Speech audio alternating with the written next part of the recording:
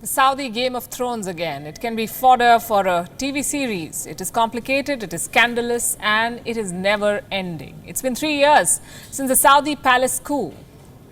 But looks like Crown Prince Mohammed bin Salman is not yet done removing all possible opponents. Here's the latest episode. MBS, Mohammed bin Salman, has waged a Twitter war now.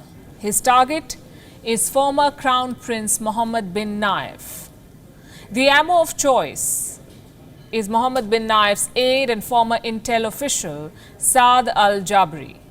Now, before I tell you what's happening, allow me to quickly tell you a little more about MBN, Mohammed bin Nayef, so that you can understand why all of this is happening. Mohammed bin Nayef is a member of the Saudi royal family. He's 60 years old. He's the grandson of Saudi Arabia's founding monarch, King Abdulaziz, meaning he's a cousin of Mohammed bin Salman. Mohammed bin Nayef was appointed Crown Prince by King Salman in April 2015.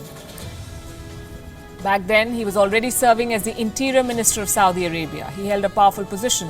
2 years later, he was asked to step aside and make way for his cousin, Mohammed bin Salman, the current Crown Prince. Mohammed bin Nayef also lost the Interior Ministry. While at office, he was seen as the most pro-US leader. He played a major role in Saudi Arabia's internal security policies. He was called the Prince of Counter-Terrorism for his crackdown on Al-Qaeda. So, two takeaways from Mohammed bin Nayef's story. First, he is a prominent member of the Saudi royal family. And second, he enjoys support at home and abroad. And both of these points do not go down very well with the current Crown Prince, Mohammed bin Salman. The Crown Prince has cracked down on any leader who he views as a potential threat to power. And the clampdowns have been rather ruthless and Shakespearean.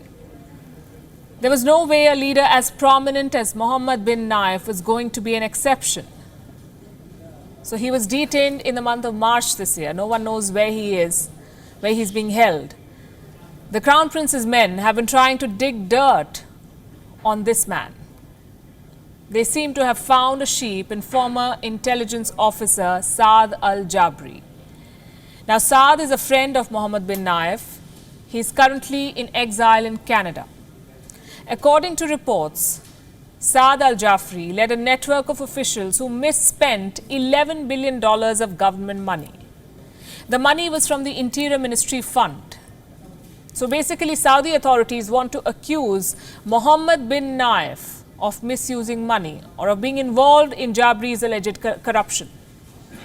Remember, Mohammed bin Nayef was the Interior Minister at the time. So what Saudi authorities want to prove is that the money was misspent under his watch. We do not know if there are any documents to prove their involvement in the alleged corruption. But what we can tell you is that MBS is trying his best to sway public opinion against these two people. Tweets with the hashtag fugitive Saad al-Jabri and Saad al-Jabri's corruption picked pace over the weekend. Questions were raised on Mohammed bin Nayef's loyalty to the kingdom. Experts say the campaign was being led by pro-government Twitter users. So here's another question. Why is all of this happening now? What explains the timing of this campaign, the latest round of purge, or the attempt to remove al-Nayef from public life? The answer may lie in the upcoming US election. The Crown Prince of Saudi Arabia is trying to quash all possible opposition ahead of the November polls. He fears Donald Trump's loss. Democratic nominee Joe Biden has promised to make MBS pay for the killing of journalist Jamal Khashoggi. He has also vowed to end arms sales to Saudi Arabia. So putting Mohammed al-Nayef behind bars is part of Mohammed bin Salman's forward planning in case Donald Trump loses and there is a mounting global pressure against MBS. He can continue to remain in power by removing every possible opposition to his throne and nipping counter coups in the bud.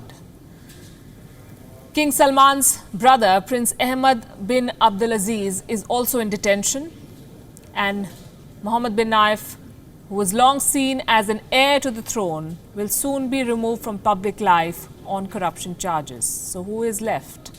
We'll wait and see.